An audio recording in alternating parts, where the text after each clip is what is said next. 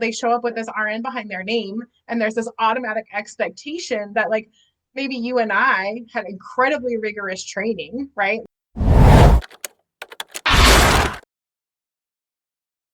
Rushed programs are producing underprepared nurses. And this really ties in with the orientation that doesn't really guide.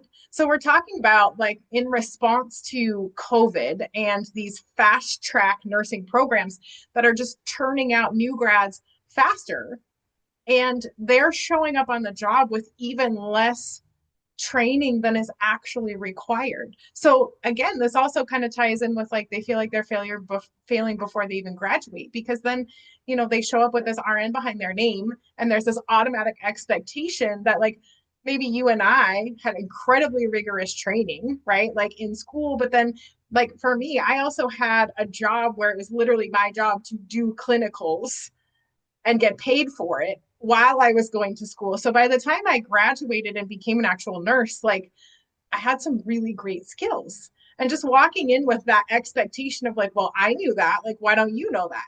Well, like, when I became a nurse 20 years ago, a lot has changed since then. I can't just assume that they know what they know. And, rushing them through these programs is like putting them at the doorstep of this brand new profession, feeling totally unprepared. It's like a mom sending a child off to kindergarten with no lunchbox, right?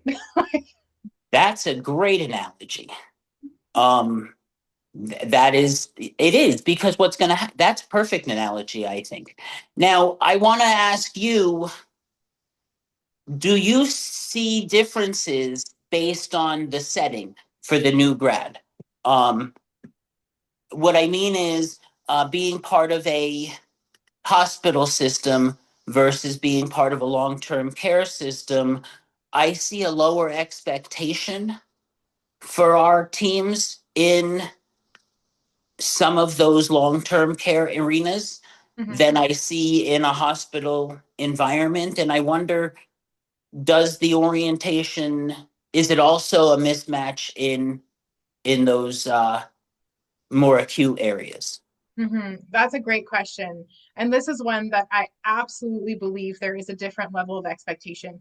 When you are in a critical care environment, you have to know your ACLS protocols. You have to know how to start CPR. You have to know how to turn on suction and clear an airway. You have to know where your ambu bag is, because your job as an ER nurse is to be prepared for an emergency.